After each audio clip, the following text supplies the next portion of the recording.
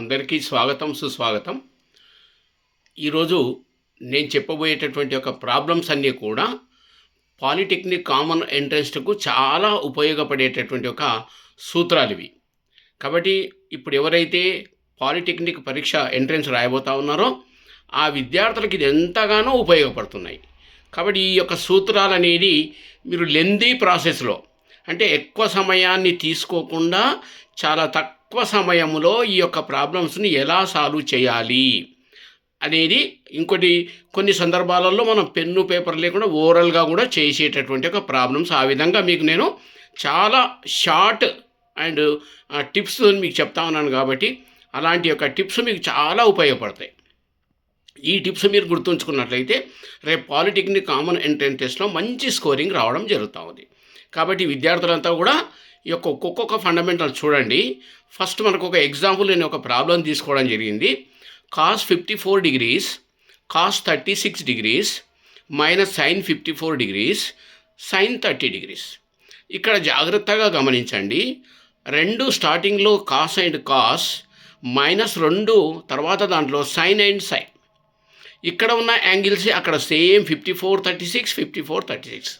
So ఎప్పుడైతే ఇలాగా కాస్తో వచ్చిందో మధ్యలో మైనస్ ఎప్పుడైతే వస్తూ ఉందో అప్పుడు cos A cos B minus sine A sine B.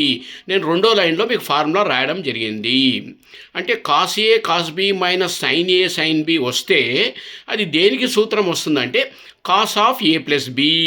అది రెండో లైన్లో నేను రాయడం జరిగింది ఇక్కడ. కాబట్టి మనకిచ్చినటువంటి ఒక ప్రాబ్లం ఏ మోడల్లో ఉందంటే cos of A plus B మోడల్లో ఉంది. కాబట్టి దానికి మనం రెండు యాంగిల్స్ కలిపితే సరిపోతుంది. సో కాస్లో 54 + 36 కలపండి 90 అవుతుంది. So cos 90 direct 0. లేదా మీరు ఇంకో ప్రాసెస్లో వెళ్తే టైం చాలా తీసుకుంటుంది. ఏ ప్రాసెస్లో వెళ్ళొచ్చు మీరు అంటే కాసును కానీ సైన్ కానీ 90 - θ మార్చి కూడా చేయొచ్చు. దానికి చాలా టైం తీసుకుంటుంది. కాబట్టి నేను మీకు ఈజీ టిప్స్ అనేది మీకు ఇక్కడ అందిస్తూ ఉన్నాను. అందుకే తప్పనిసరిగా ప్రతి వీడియోను రెగ్యులర్గా చూడండి. మీరు లైక్ చేయండి, షేర్ చేయండి, తప్పనిసరిగా సబ్స్క్రైబ్ చేయండి నా ఛానల్ను. మీకు ఎన్నో ఉపయోగకరమైనటువంటి ఒక వీడియోలు నేను పంపించడం జరుగుతూ ఉంది. కాబట్టి ఇప్పుడు మీకు ఇది అర్థమైంటుంది.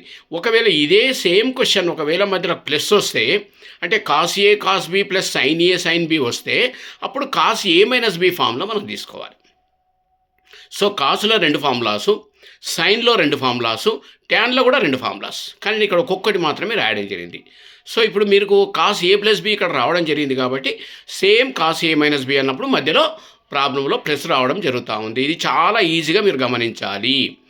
రెండోది మనం sine A plus B formula నేను తీసుకోవడం జరిగింది.